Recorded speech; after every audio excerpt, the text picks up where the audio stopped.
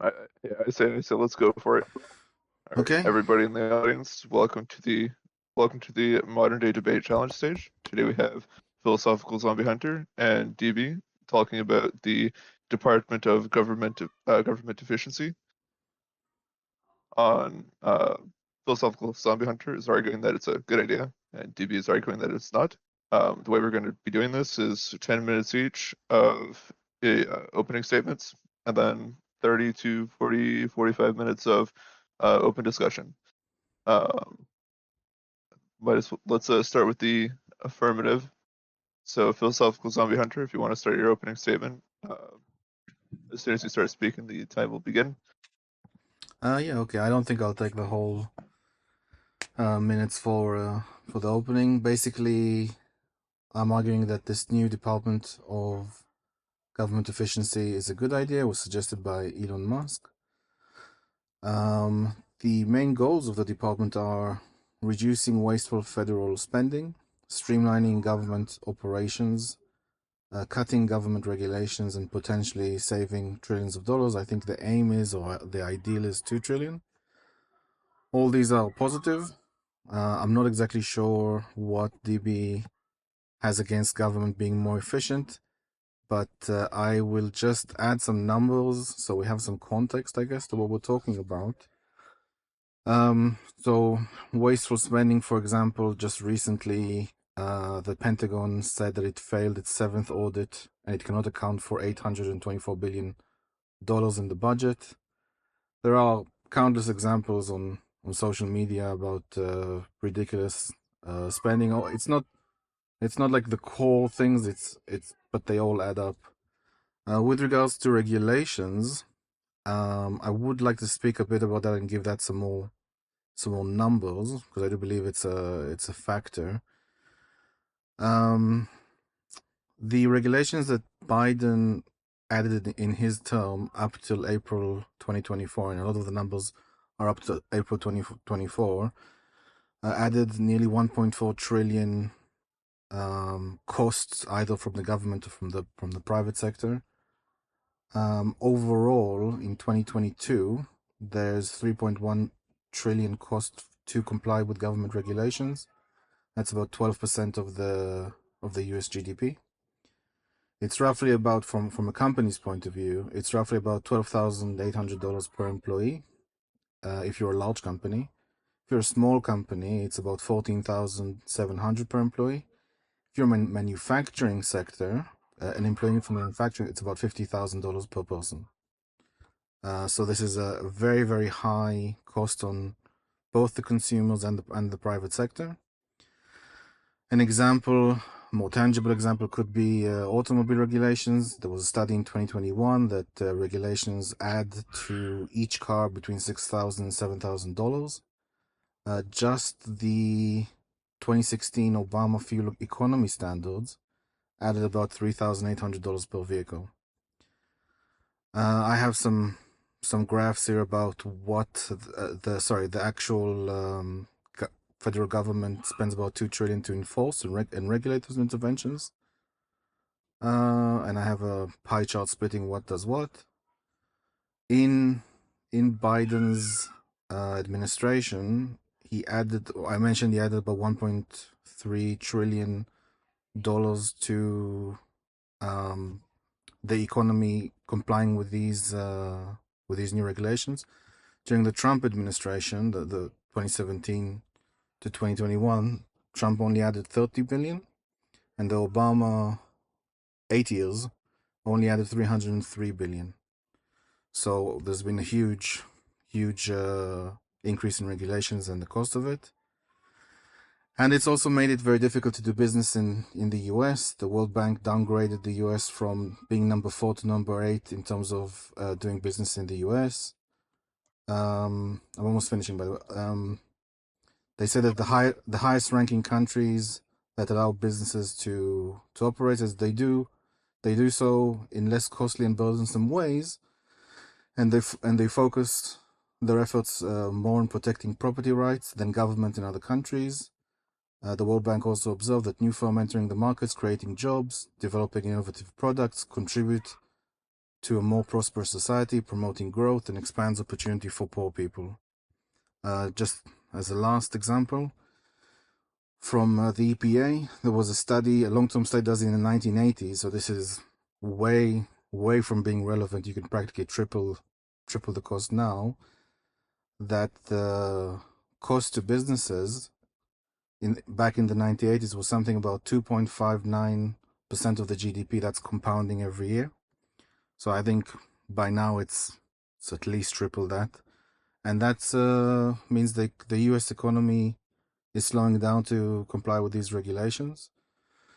People have less job opportunities, less economic growth, so on and so forth. Cost of living standards, and this new department is hoping to streamline those, cut the ones that are inefficient, to make the government more efficient.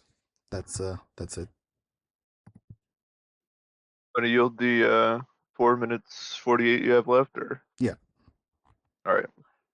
DB, if you want to get into your opening statement, you have 10 minutes. As soon as you start Okay, speaking, the thank time you. will begin. Thank you very much, and thank you for being here. In the first instance, I will say I quite like Elon Musk. I think he's a good businessman. I'm glad he took over Twitter and all of that. I can accept everything that Philosophical Zombie Hunter said in his opening statement, and it does not make one iota of a case for a Department of Government efficiency. There seems to be absolutely no reason why you would solve the problem of bloating in the government and waste in the government by adding another department to it. All it does is produce more people who are dependent on the government, unless you get yourself shot in the head multiple times and decide that the solution to that problem is just not pay everyone, which seems to be what they've done. So maybe that bullet that whizzed past Trump did a bit more damage than we thought to his thought processes, that he could ever have approved something like that, unless, of course, he didn't. So the idea of solving the bureaucratic problem with more bureaucracy, which is basically what this is self-defeating. There is absolutely no reason for this new department. If we have problems with the amount of regulations, other countries can do, and parties in other countries have proposed, for instance, a one in, one out rule for regulation, or sometimes even a one in, two out rule for regulations, which would cut down massively on waste. Congress, which is now controlled in both houses by Republicans, could pass legislation that weakens regulations, that audits regulations. Maybe Rand Paul's Audit the Fed bill might finally be passed now that there's a trifecta in the White House. All of this is done without the need for this glorified waste of time known as the Department of Government Efficiency. An even bigger problem with this so-called department is that it is a manifest waste of talent. You have the richest man in the world at the front of some truly revolutionary business ideas, such as Hyperloop, such as Starlink, SpaceX, solar battery farming, which could revolutionize clean energy, Tesla, and all of that. And he's not doing anything remotely of substance. He's sitting in a glorified lobby in an unpaid pseudo department. It's a total joke. Someone like Elon Musk would be far better served. I would give him the housing and urban development role personally. Maybe his experience in engineering and infrastructure might help do something with the decaying infrastructure that plagues vast swathes of America. Or maybe give Elon Musk the EPA role. Here's a man who at least accepts that taking carbon from under the ground and into the atmosphere is going to do something to the climate, and who is at the forefront, whether by accident or design, of several clean energy initiatives like solar battery farms and, of course, electric vehicles. But no, he's languishing in this little pretend department for no apparent reason. Total waste of his talents. And the same goes for Vivek Ramaswamy. Surely, if Matt fucking Gates is allegedly qualified to be nominated for Attorney General, there's something more suited to Vivek as a entrepreneur and as a rising politician in his own right. Surely he should have some job of substance, unless this is a Machiavellian plot by Donald Trump to sideline both of them, especially Vivek, who is eligible to run for the presidency while Elon Musk is not. To sideline them, to make them think like they're doing something when they're not, just to get them out of Donald Trump's way. It seems like a total waste of time. So again, I think in summary, there's no positive case for this department has been presented. I don't think it's possible to make a positive case for this department because everything this department allegedly will do can be accomplished by existing structures without wasting time, wasting talent, wasting human resources and getting around wasting money by just not paying anybody, which is totally ridiculous. How many people are actually going to work for free? Not very many. People like Elon Musk have enough money to live for centuries, so he can do it. But what about the rest of us? It's a total waste of time. So again, this is nothing to do with Elon Musk himself. I quite like him. This is nothing to do with the idea of small government. I quite like it. It's to do with this vanity project of nonsense. And with that, I will yield my remaining time, and I look forward to our discussion. All right. Now we can get into the 30 minutes of open discussion. If Philosophical Zombie Hunter wants to open up, Yeah. you can feel free to do so. Yeah, I just have a question with regards to your opening statement. So your point is that I just want to understand your point. Your point is that it is a waste of time because the other departments and other bureaucracies can themselves cut spending and unneeded regulations. It's more that we already have established mechanisms like budgets, bills, executive orders, and departmental policies with essentially from political appointees that can do all of this without creating this new pseudo department. Well, I'm going to have to ask you to explain. I'm going to have to ask you to explain what you mean, because otherwise we could have done those things now. Well, because there was no political will to do it. That's why. Okay, Let's be completely real here. There was no political will to do it. Well, okay, let's just take a step back. Let's just say, just take a regular government department, a bureaucracy in a department, and say what would it be its incentive internally first of all, and then we can go to externally for it to be more efficient. It doesn't matter what its incentives internally I need to understand. I need to understand that. I do need to understand that. So internal incentives are completely irrelevant to government departments that are lorded over by the executive. The executive says jump, you say how high, or you resign your job. Simple.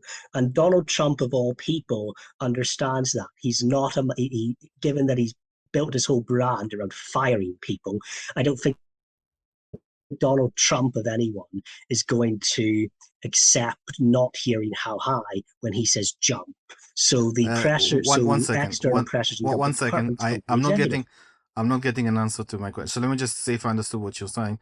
You're saying they are bloated in the way that they are because they've been given instructions from their superiors, and they are blameless in this complexity and bloat.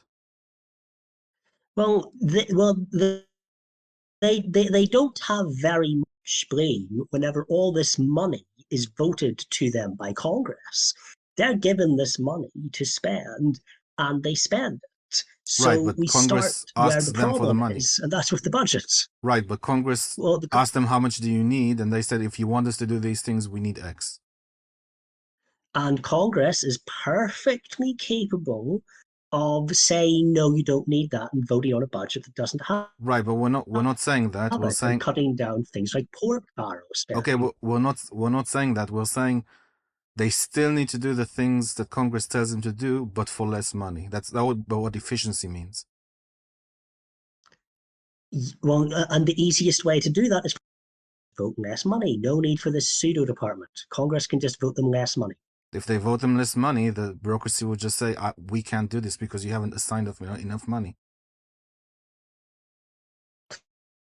And I reckon they would find the ability to do it very quickly if they had to. Who, the bureaucracy or adding money? Yes, the bureaucracy would find that it could do these things very quickly if they were told they had to do it. Well, this is just nonsense. I can give an example, No, it's actually. not I nonsense. can give an example. So NASA was, and this is relevant to Elon Musk, NASA wanted to send things back and forth to a space station. They asked for, I think, about $8 billion. They had like a middleman, so the middleman had to took a cut of 12%, and then the middleman gave Boeing a $4.3 billion contract and SpaceX 2.1 billion. Boeing couldn't get it done, or they got it done halfway, and then they got a person stuck. They needed SpaceX to rescue them, and in Yes, the the meantime, infamous capsule. and in the meantime, SpaceX was back and forth 10 times. Now with all the additions to the budget was 8 billion. So far, they've spent 88 billion on it. So it doesn't seem to me, and this is just like an example in general of project overruns. It doesn't seem to me that the bureaucracy will become more efficient simply because you allocate less resources to it. Doesn't seem to be the case at all. In fact, they could much easier for them to blamelessly lift their hands up and say, "Look, we just can't do it. We didn't sign enough money." Well, again, if project costs overrun, then project costs overrun. Department of Government Efficiency can't will that away. If it turns out that it takes tens of billions to move things in between space, which is not inconceivable, you're moving things in between space, then that's what happens. The whole thing seems like a total vanity project that's going to achieve absolutely nothing You keep except maybe you keep saying that, Oh, but I need more tangibles. well, you haven't presented a single tangible that the Department of Government Efficiency is going to do anything. You have not presented a single tangible. You've No, presented no, problems of the US I'm not economy asking. that can be. I haven't presented anything. Correct. I haven't presented anything for this new department, and I can do that. I'm just asking, what is the incentive internally in the bureaucracy to improve efficiency? And now, if you want, we can skip it. We say there's no incentive, and go to external. You mentioned there are some rules. You can do 1-for-1 or 1-for-2, which I think Trump did. Yeah, Is there any? So yes, it's which basically only are external, right? well, yes, it is basically only external. Okay. It is a primarily external pressure. So what examples of only external pressures would make a bureaucracy more efficient? I'm keen to know. Anything such as, for instance, one rules and regulations, hiring Okay. freezes, audits, No, right. etc. There's W- y- plenty of things that exist. you're in the UK, right? Yes. Right. So we've had freezes. We've had wage freezes, certainly. What else did you mention? No, hiring freezes, not wage Hiring freezes. freezes. Okay. Auditing where the money actually goes, We cutting, we just had an audit. cutting spending, cutting Okay, departments. look, I'm gonna have to flat out not accept that cutting spending improves efficiency, because if I just logically, if I was a government bureaucrat and I said I need X money and I'm not giving X money, I can just say, well, I can't achieve what you've asked me to do because you haven't allocated enough resources for it. So And the uh, government is perfect. The government, especially a newly elected government, is perfectly within its rights to say, well, this is the money you have. I expect you to try it yeah, they can try, anyway. but they're not. Yes. It's not like you have a situation, let's say, where you have two people with a startup working all nighters, trying to find coffee at 3 in the morning to finish like a project. These people Yes. will leave. These people will come to work, do what they're tasked to do, and then leave. They have no incentive to work harder or to achieve anything in particular. These are, these are bureaucrats.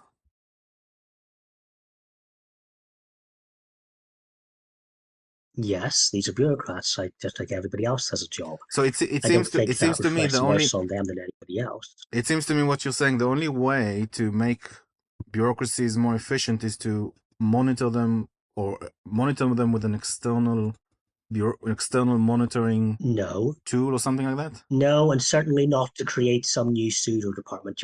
I know you're trying to lay a trap here, and it's not going to work. Oh dear, I'm trying to lay a trap. Existing monitoring You yourself said existing external monitoring only. bodies already exist. Yes, external to the yes, external such as from the executive, from Congress, from auditors, from political appointees at the top, which the US is famous for. The EPA director is the external pressure on the EPA. The Secretary for Housing and Urban Development is the external pressure on the Department for Housing and Urban Okay, but Development. I'm not seeing There's any no need for evidence. some I'm not seeing any some evidence. swatting idiots to DB, uphold that. I'm not seeing any evidence. Okay, so if that's the case, it doesn't seem that efficiency is even a priority, to say the least, about how much money the US government is spending. Efficiency must be such a low Well, maybe it priority isn't. that That's no part one of even cared about it. maybe it isn't. There's the thing. Maybe it isn't. So they have infinite money to take from the taxpayers, plus the deficit that Well, they they need actually 1.3 do trillion. have a more or less in. They actually, the US actually does have a more or less infinite line of credit Yeah, for a I don't very think so. simple reason because I don't it agree. always pay. It literally does. The US always pays its debt installments on time. Right. That And how means much that is that other each year? countries How much is that feel is confident how, in lending. that's great. Also, people within the US feel confident in lending, but how much is the yearly pay Yes, on interest? Just the interest. well, I think reducing the national debt's a good idea, but Okay. So it's not the infinite, line is of it? credit exists. There's the thing. Great, but it's not The infinite. line of credit exists, and I mean the problem for trying to have discussions on reducing the national debt, which again I think we both agree is a good idea for any country. Okay. The problem is that in practice, it more or less de facto is infinite. And we have to overcome that argument. We have to overcome the well grounded argument that the US, by always paying its debt installments on time and having a massive economy, does have, for all intents and purposes, access to an infinite line of credit. That doesn't mean that we should use an infinite line of credit, Okay, but it so does mean that the classic argument that it isn't there are you making the argument doesn't work. are you making the argument that all government departments never, or in general, do not have pressure to be efficient and save money in the US? They don't appear to on their own. It depends on the administration. Okay, I don't know what to say. I mean, I think it would be common sense not to waste.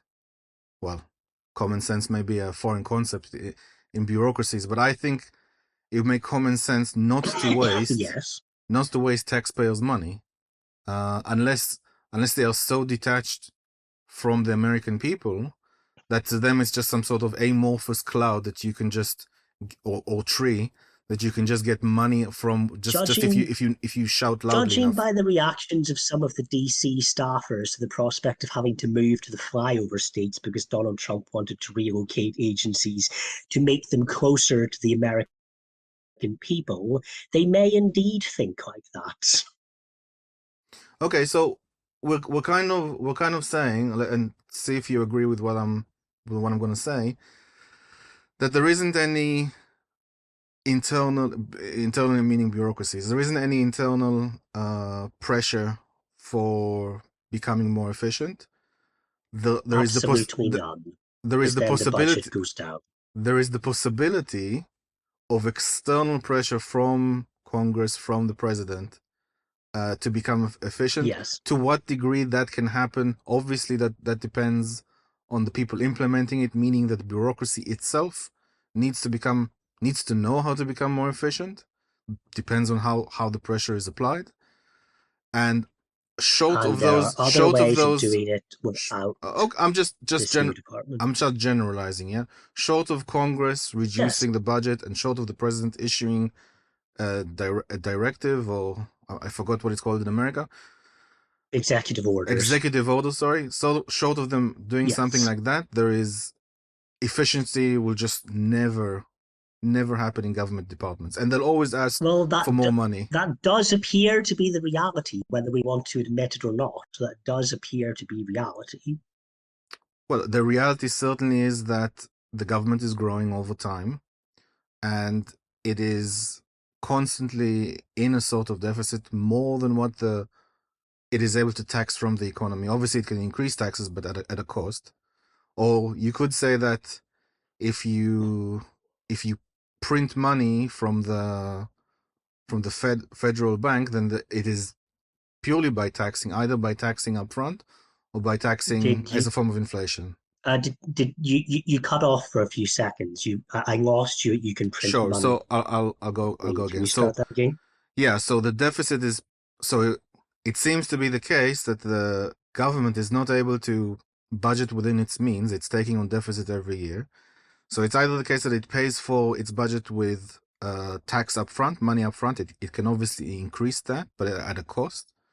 Or it asks the Federal Reserve to, let's say, just for simplifying the argument, just I know it's more complex, can ask the Federal Reserve to take on debt, in a sense printing more money, and then that is paid in the form of inflation, which is a tax in of itself. So it's a tax either in the front or a tax in the back, but it does not seem to reduce this. So it would be great if the federal government would be able to, at the very least, spend what it's able to collect in taxes, right? Yes, which would be accomplished by the balanced budget amendment By the that the states tried and failed to add to the. So there was an initiative called the Balanced Budget which Amendment in administration? the 1980s and 1990s.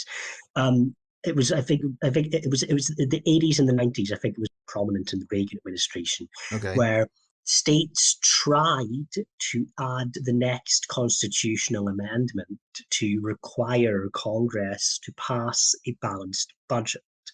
This clearly didn't work because that amendment is not in the US Constitution. Okay, so when they wanted So to be efficient, they were not able to. there weren't enough states on board. Why would they not want to be efficient? I Because have not read into the history of the there's Balanced Budget two Amendment. sure there's two ways of looking at it. It's either that they achieve the same thing with less money but still get the same result that they want, or they add more money to achieve everything that they want, or they just don't get everything that they want. Obviously, they didn't want the last one. So the Balanced Budget Amendment had to be voted on by state legislatures. It was nothing to do.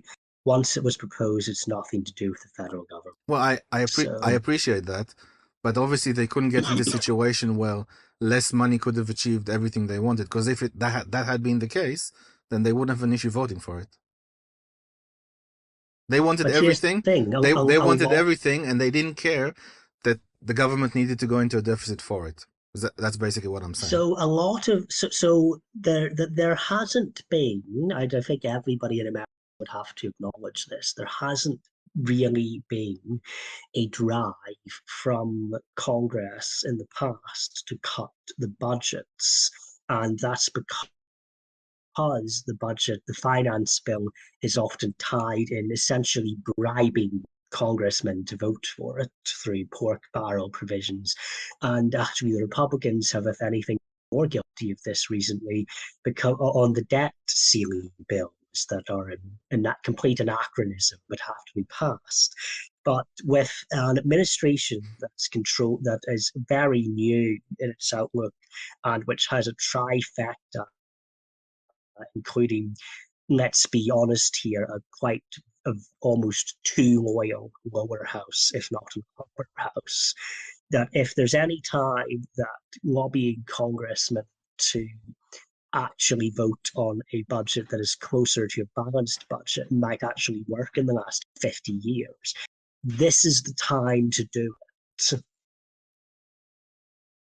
Okay, I'm going to try and move this discussion a little bit more forward, and I'm just going to make an assertion. I'm going to make an assertion that bureaucracies always tend to grow. They don't tend to shrink. Yes, including the so-called Department of Government Efficiency. Yes. I'm going to say that the government of the Department of Government Efficiency is not a bureaucracy yet.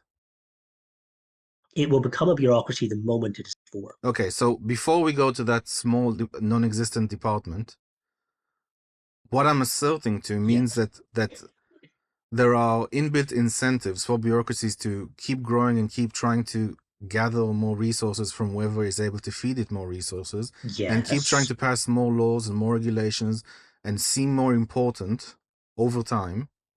And that is a yes, direct contradiction to any sort of any sort of external pressure. You can probably also say the Department of Government Efficiency, but any sort well, of when internal the pressure to make it external pressure smaller. carries the force of law, Yeah, but someone external has to pressure implement, carries the force of law that's irrelevant. behind it, Someone has to implement that, and the people who work in those bureaucracies may choose to say that's impossible, and in fact they need more money.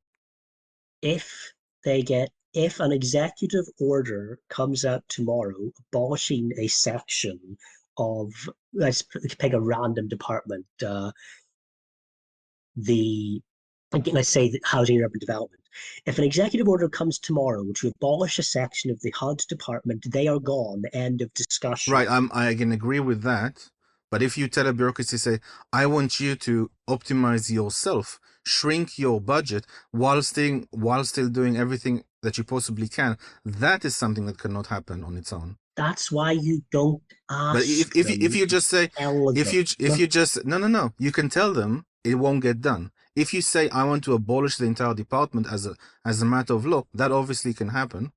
But if you tell the Department of Education, I want you to, I'm saying this as an observation towards large bureaucracies. They have no incentive to shrink. They have no incentive to become more efficient.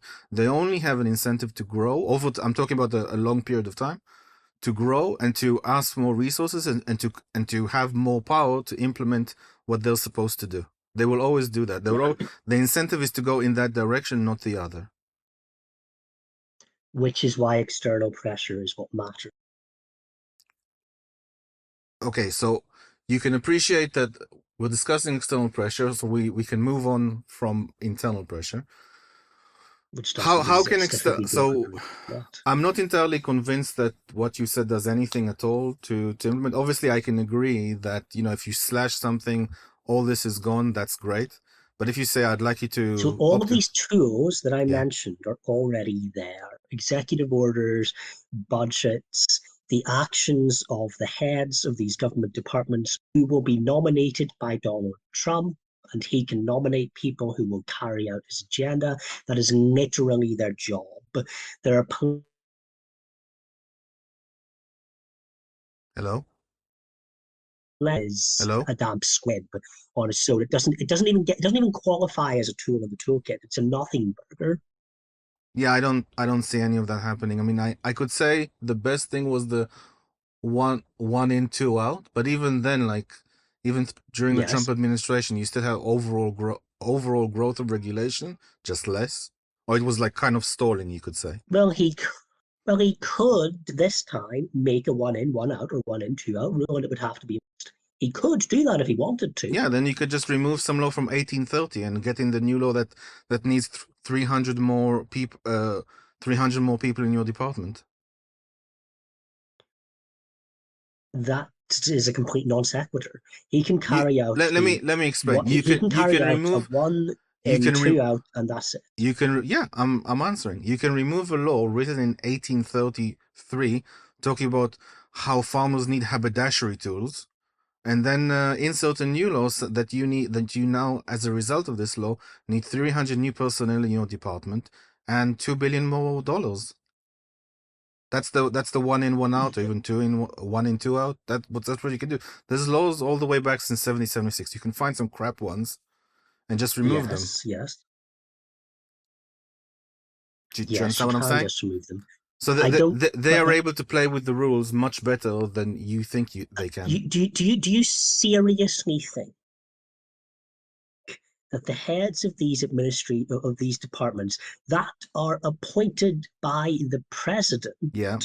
are going to Machiavellianly conspire to add thousands of people to a workforce that they won't even be needing them for? Do you No. seriously think that Yeah, these yeah. people are going to I'm going do to that? answer your question. I think they are essentially powerless against the bureaucracy, and I can give an example. Well, I can give an example off the top of my head. If you'd allow me an example from the UK, Michael Gove wanted to implement some changes to the education of the country, and he just gave up on it, saying if you recall, saying the blob didn't let him implement what he wanted to implement. So if he's the head of the Department of Education, he's unable to fight his own department. Why is that not a... I don't believe him. You I don't believe believe he's him? lying. To Okay, be well, completely honest, I believe he's lying. He's have you seen passing Yes the Minister? buck for his own. Great. Have you Yes, seen Yes Minister? Yes, but Michael Gove is passing the buck for his own incompetence. Sure. Have you seen Yes Minister? Yes, I Okay. said 3 times. Do you understand? Do you understand the direction I'm going here? That the civil service is a big bureaucracy, and the ministers are essentially blind. They rely on them for everything, for information about what's going on, what they need. Yes. So that they're the unelected full-time permanent members of staff in the civil service or in the bureaucracy are the ones that run the show. There is always someone giving them a direction of where to go, but they're the ones implementing it, and they're the one that can choose to go left or to go right. It depends on them. Part of the problem in the UK that everybody is a generalist, and you have a very, very, very limited pool from which you can pick your ministers, because they have to be members of Parliament, and preferably members of the House of Commons and members of the governing party. So congratulations, you've probably only got maybe 300 people you can credibly pick from in the entire fucking world. The US doesn't have that problem. Sorry, what? You're saying that the people who are heads of departments don't have enough experience to know what's going on? Is that... Well, this is by design in the UK. By design, because they are generalists. They are ordinary members of Parliament who are nominated for these roles in a system of government where where these people have to be from Parliament and should, in most cases, be from the House of Commons. So in the real world, you maybe have 400 people in the entire world who you can nominate for any post at any time. The US is not bound by that restriction. Yeah, I don't think you're able to get a person that is so extremely knowledgeable about the workings of the department that they're able to outright, do like a parish. He doesn't run for Parliament hold on. in the UK. I'm talking about the US. I don't think there's anyone in the US that is so knowledgeable about the bureaucracy in their own department. They can parachute on the 3rd floor, room A or room 6A, and say, I want you to stop doing that because that's the bottleneck for the entire department. I don't think that every one of those heads of, heads of departments rely on the people underneath them to implement what they're trying to do. And the people underneath them say, we can't do that. We need more money. We can't cut anything. There are laws that we have to follow. There are agreements with unions that we can't. That's why we need a fax machine to send something to the National Rail in the UK. That's a separate issue. Yeah, I'm just saying. There's like 1,001 reason for them to say we can't implement what you're asking us to do. They're the one running the show. The head of the department is the head. They are the neck. And every single one of those reasons applies to a bunch of random flunkies swanning around pretending to be a new department. What's that got to do with anything? What has that got to do with anything? Department of, you're saying everything you say impeaches any supposed oversight from the pseudo Department of Government Efficiency. Everything you've said is just as applicable, if not more applicable. Okay, so we agreed that there's no internal pressure that can optimize. I've argued that external pressure can be there, but it's not that effective, or perhaps largely ineffective.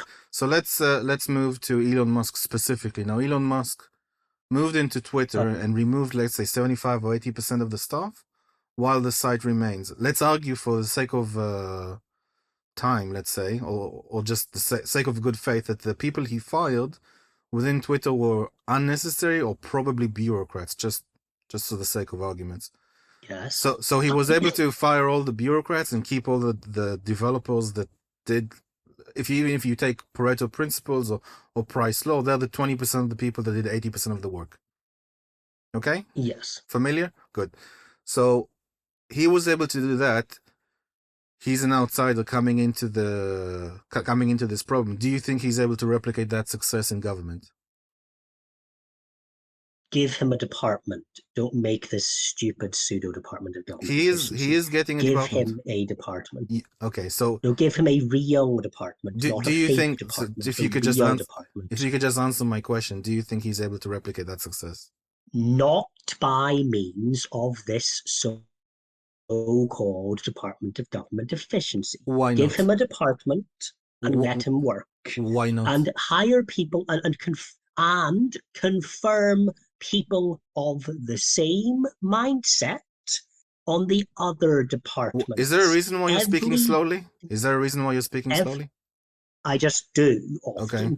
Every single one of these things can be done by the head of any department. No, he's no obviously new one. No. Wait, hold on. He is something different, obviously. I don't know any other CEO in America that was able to cut down their company by 80% and still survive, let alone continue functioning. So he's obviously Donald Trump can find people who'll do it. Listen to me for a second. Just slow down or speed up, depending on what we're talking about. He's something unique that was able to achieve something in the private sector that I have never seen. I've literally never seen this. Now, obviously, you could say maybe, and he came from SpaceX and Tesla. Like he hasn't been like in a large. I mean, sorry, it was in PayPal. It's been a while. It's been a while since. It's been like 20 odd years or 10 odd years since he was in PayPal. He came in and basically did magic on like 3 weeks' notice. He didn't even know everything about anything. So is he able to replicate that success in the government? And it doesn't matter if he has his own department or not. Is he just able to replicate it? If the answer is yes, then just appoint him to the best department to put him in and give him proper, substantive executive power over that department. That is a far better use of Elon Musk's talents. Elon Musk's talents do not start or end with, oh my God, he cut the workforce of Twitter. There's so much more that he could be doing of substance in fields like infrastructure, environmental protection, space exploration. I did not get an answer. Else. I did not get an answer. I don't think it matters. I do not think it matters. I don't see a difference, sorry, if he's the head of a specific department or the head of a department designed for government efficiency. If anything, if the Department of Government Efficiency is a tool or a monitoring tool that is able to monitor all the other departments after he's left, and tell them, you're wasting money here, you shouldn't be doing that, this regulation is redundant, after he leaves, and I think it serves its purpose. Well, congratulations, you've just created another bureaucracy that we weaponized by Democrats at some point in the future to say the opposite. Well done. Before it's a bureaucracy, for it to be a bureaucracy, it has to be of a certain size, to be large. There was in the US there was a committee, and I'm under the impression that this department is more like a thing that opens up a discussion about the things it finds, rather than a department in and of itself. But there was either a committee or commission to see which military bases around the US are needed. Now, obviously, the states where the military bases are, they have every incentive to fight to keep those military bases in, because it's thousands of jobs, budget to the state, and no one wanted to shut down those military bases down. But through recommendations from this commission, they did shut some of them down and save money. This is essentially what's happening here. The Department of Government Efficiency has no allegiance to any other department. It provides a report saying this is inefficient, this costs money. If we do everything here, we'll save 6 trillion, but obviously less than half will get achieved. So then maybe they'll get to 2. So you're still, so that could be done again by an ad Okay, commission to this is not investigate the okay. specific problem. I'm gonna have to. This is not an argument against the topic.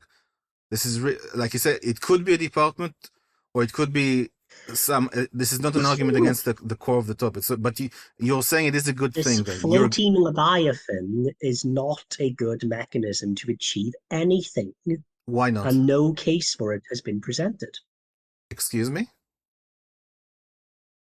I'm sorry, very little in the way of like actually what this specific Department of Government Efficiency would actually do, other than here are problems with the bureaucracy.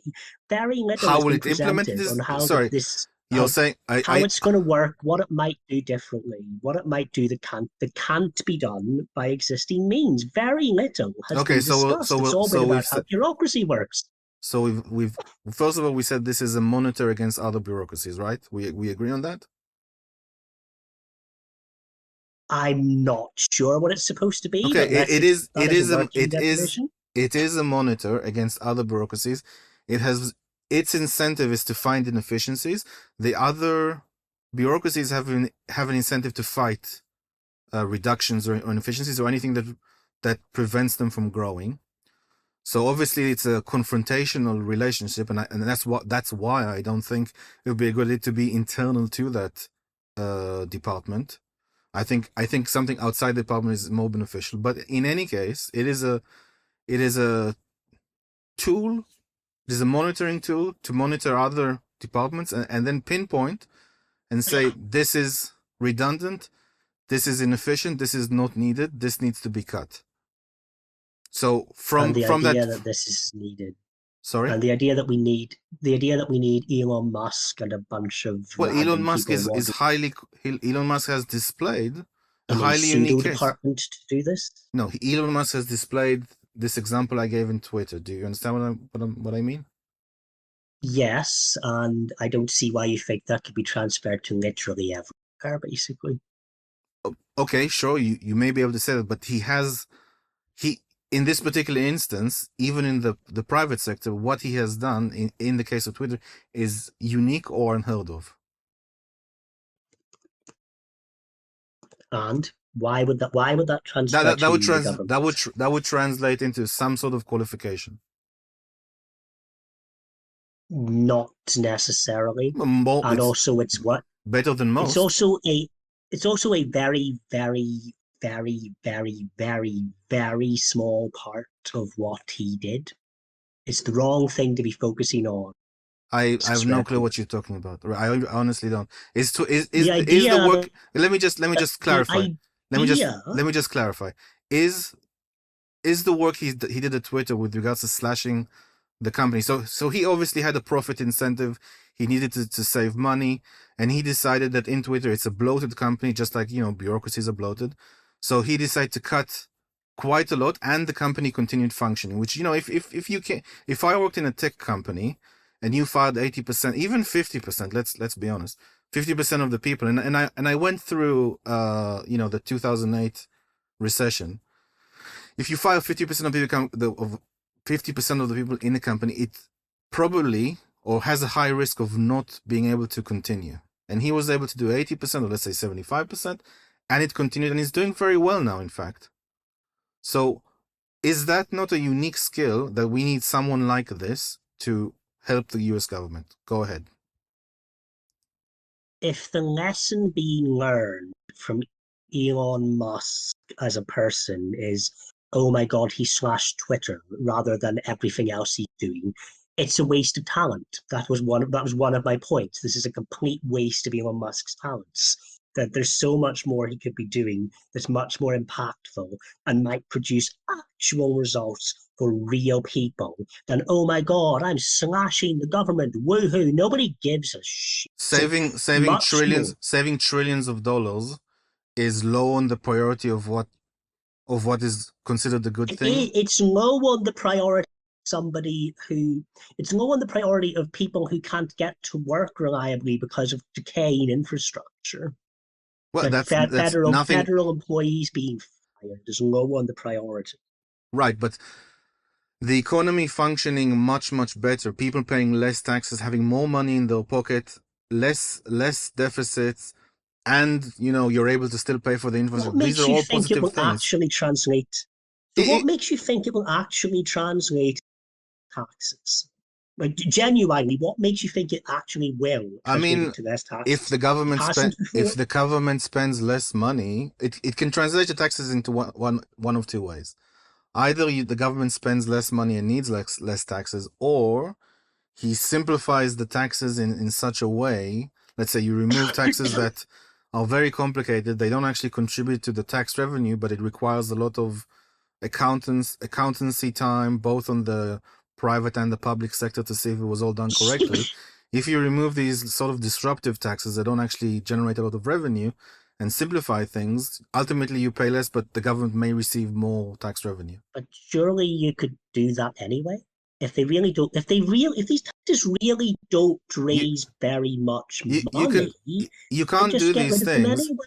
You can't do these things because you can naively go to a bureaucracy and like a 21-year-old fresh out of university and say, "Oh, I really want to improve stuff," and then you'll get hit Taxes hit aren't over the set head. by the Hold on. Then bureaucracy. you They're get just hit to over keep the up head. budget. Then you get hit over the head by 1,001 reasons why you can't do these things. You need someone to come out and say, you may say that there's reasons why you can't do it, but here's my monitoring tool that says you can. Then Elon Musk should be testifying to the House Budget Committee and not wasting time He could because he could well be he could well be testifying in front of the House Budget Committee from the findings that he departments has. don't set taxes. Congress No, does. That is I literally understand. in its enumerated powers. So I've already explained that he will produce a report which will then go to those who set taxes and those who set spending and say these things should be removed. We don't need these things. he could do that anytime he. Okay, but that's still within that's still within the frame of the debate. It doesn't He could matter. have done this as a private citizen anytime from I don't. 2016 to 2020. I'm He not could have done this sure. at any time. I'm not sure he can. He could have without Yes, he it could being. have. He could have made any submission. He could have made any submission he liked. And if he needed if he needed leave This Congress, is if not an argument. he needed This is not leave from the White House, this is not he this could is have not done it this is not an argument. anytime. First of all, this is not an argument at all. And secondly, he has done requests or where bureaucrats have extended their authority with regards to giving him permission to launch his spacecrafts. He has already complained to the government and says this is illegal. This is exceeding what they are, the power that these bureaucrats are supposed to have or authorize. And for him as an external person necessarily means lawyering up and taking 5 to 8 years. Whereas if he's internal to the government, He can lobby Congress whenever. where there's where there's in the government, that's a bit different. It doesn't have to be Donald Trump or Congress or whoever. They can list whoever they want at any time. They This is don't not an have argument. This to is wait not an 5 argument, though. You're not to making 8 an years. argument. You're like kind of like tweaking the edges. This isn't an argument against the core idea. This is an argument against the core idea. The core idea is superfluous tripe, but because you keep actual saying that. mechanisms You keep saying already that, but exist. I don't see an argument here at all. You're saying he could have done it independently. He could have asked people to do it. He could have done all of these things. But now we have the possibility of having a department with this specific goal, and I say that is a good thing. Everybody's time. You're saying, well, it could have been done slightly differently. That's irrelevant to the core idea of the debate. What I'm saying is that it's a redundant waste of everybody's time. I disagree that it is redundant. I disagree that redundant waste. That's a redundant waste. I think it's extremely. It is completely redundant. I think it's extremely useful to everyone in the U.S. economy. Is hopefully for many years to come. And I believe that Elon Musk is able to get a team of AI developers to scan all the regulations, or a team of highly trained, highly skilled AI developers. By the time that the first bureaucrat is able to conduct a meeting with other bureaucrats, Elon Musk is able to already get a team up and running. which does not, which he could do any time and submit any report that he Yeah, wanted. I'm not justify. I'm not going to dignify this. It's just this has nothing to do with the core idea. You're not justifying a Department of Government efficiency. You're justifying unilateral action by Elon Musk. Unilateral No, action, Elon Musk no, no, no, no, is no, perfectly no, free no. to take at You're any you're time. just you're just so you're saying you still want the effect of the government, the Department of Government Efficiency, just in other ways. But the core idea of a Department of because Government the Efficiency, government because the department contributes nothing. I That's disagree. why the That you department have no basis. contributes nothing. That's bullshit. That's bullshit, and you have no way to qualify that statement. Okay, And you have not. I hate to interrupt you guys, but I'm gonna have to leave in a few Okay. minutes. So, if you guys want to wrap it up or bring it to the after show, and just make some final statements. And Yeah, go ahead, Hannah, make a would you statement. mind coming up for 5 minutes or so for closing, actually, if you're here?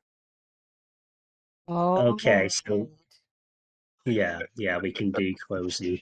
you guys can Sorry, just Anthony. you guys can oh okay you guys can continue in the after show after the fact. All right. Sorry, are Is we that doing closing statements then? I mean, are you ready to wrap up? I think I don't think we're going to. I think we've found our impasse and we've made our arguments, unless you want more time to maybe finish your point or something. Yeah, But I'm ready go to ahead, throw. make a closing statement then. Okay. Okay. So, I think again, as the proposer, I think we'll give you the last word, so I should go first. Agreed? Uh, yeah, go ahead. Yeah, go for it. Okay. So, yeah. So, yeah, I do. I think that both of us agree on the desirability of cutting wasteful government spending, of dealing with bureaucracies, of changing them around, but no case for the idea that this should be done by a Department of Government efficiency that doesn't really exist and waste the talent of very gifted people who could be employed somewhere else seems very compelling. Every time I say that it can be done in a different way, I'm not saying it to obfuscate, I say it because it's literally true. I want these effects, the means by which these effects can be produced already exist. The creation of a so-called Department of Government Efficiency, which isn't even a real department and won't even require Senate confirmation, does nothing to make it more likely. It's a vanity project. It's a dick swinging contest. It's a waste of time. And I agree that Elon Musk should probably have a role in the administration. It should be something a bit more substantive and a bit more impactful than, oh, look at me, I'm firing bureaucrats. Well, I don't care. I would rather you were launching more rockets, mending the infrastructure, protecting the environment in an administration that might not otherwise do it, or something far better for Elon Musk personally than managing a glorified waste of time that is completely redundant and is doing nothing that can't be done by established processes if only people have the courage to use them. And I think that in this new administration with appointees from Donald Trump can surround himself by people that do have the courage to use these processes that already exist, which only cements the idea that we don't need even more of them. And so for all of those reasons, I don't think that this thing really gets off the ground, despite anyone's best efforts at it. I don't think it's going anywhere. And I think Donald Trump would be better if he didn't bother. So I'll leave it at that. Yeah, okay, right. I think that obviously we both agree that government efficiency needs to happen. I try to explain that internally there's no incentive for that. Internally, in terms of departments or large bureaucracies, there's no incentive for that to happen. If people who've studied large bureaucracies would tend to agree. And I think externally, the options are very limited. There are some options, but they're very limited. I think that in order to make bureaucracies more efficient, you need to monitor them from the outside, and I believe that you need a tool that will remain after the people who founded the Department of Government Efficiency will leave.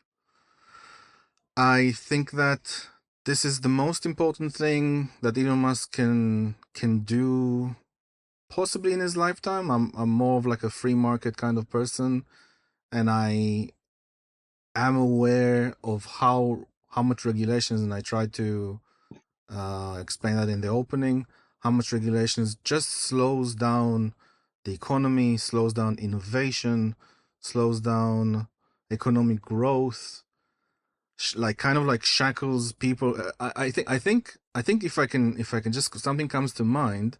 I was watching a podcast between Mark Andreessen and his co-founder of a large venture capitalist company in Silicon Valley, and he described the the Biden administration leaving as literally a boot off my neck.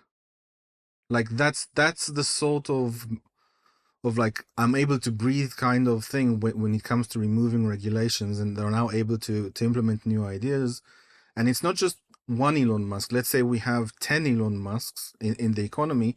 Those all get to benefit from these sorts of changes to the government.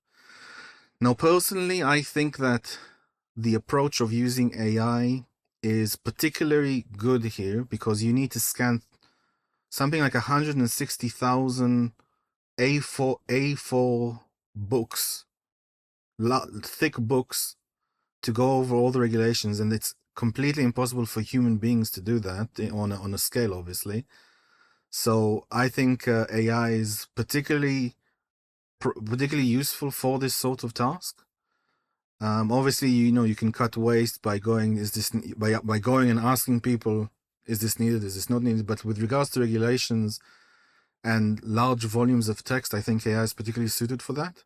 And it would be extremely good if we're able to find some sort of tool to remove bureaucracy or shrink the government using AI. And if it is done, it can be replicated across all the Western world, which would be absolutely amazing, especially for my country.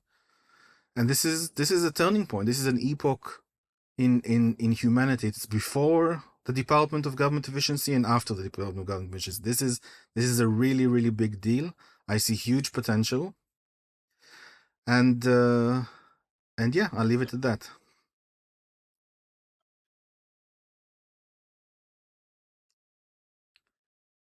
Okay. Well, thanks very much for having this debate. It's great to finally have a stage debate. And thanks for the audience for watching. Do you have anything you want to say? Do we take questions before we go? So it doesn't look like there were any on the questions tool. Oh, okay. Never mind then. Did someone not raise a hand? Thought I saw someone raising a hand in the audience. Never mind. Maybe. Oh, yeah, End the Fed. Yeah, we have one. It's a good name. Good name, End the Fed. Well, no, I apologize. I didn't realize how the format was earlier. I thought that I could join in earlier. Yeah, but that was my fault. I can actually ask DB other questions after this is over. What are they personal questions? Go ahead, ask. Okay. Nope, he left. Yep. He wishes to remain anonymous. So I think we're done with the stage here in that case. Yes? No? Yeah? Okay. Well, if anybody wants to organize any more debates, please do post to debate challenges on the challenge board. See if anybody takes them up, and if we can get moderators to moderate them, because I personally would like to see more debates happening here. So let's see how we go. Yeah, I agree. Had a drought of moderators. Oh, we have. Oh, and speaking of tomorrow's debate, I think we don't have the event for yet. Oh, who's doing it? It's Space it's the Space Apache on Atheists Irrational. We don't have the event for that yet. I don't think he knows how to do Okay. I think I'll leave it to somebody. Yeah, a lot of the new people don't. I'll leave it to somebody higher up than me to make these kind of events for other people, I think. No worries. Yeah. Okay. Thank you for doing it, though. Thanks, Oh, everyone. it's great to be back on stage. Yeah, we do debates. Two people like Mender has been doing debates on Thursday, and Banji now is doing debates on Yeah, Tuesdays. I like these more organized one-topic debates as well. Yeah, you pick a topic that they Yeah, have. You can pick your own topic to bring if you want Yeah. to as well. And also Okay. just in terms of like the time as well, it's like close to midnight Yeah. when those start my time too. Yeah, So there's a not problem ideal. way across the pond. Yep. 5 hours. Isn't it funny how two British people are arguing over the American political system? Yeah. No He knows irony. the American political system pretty well. Oh, thank you. Thank you I'm very surprised. much. Even more so than some of the people that actually live here, vote here. It's unfortunate. That's the thing. Yeah. All right, you guys. Thank you very much. Thank you. And I guess, thanks for being here. So, bye bye, everybody. Bye bye.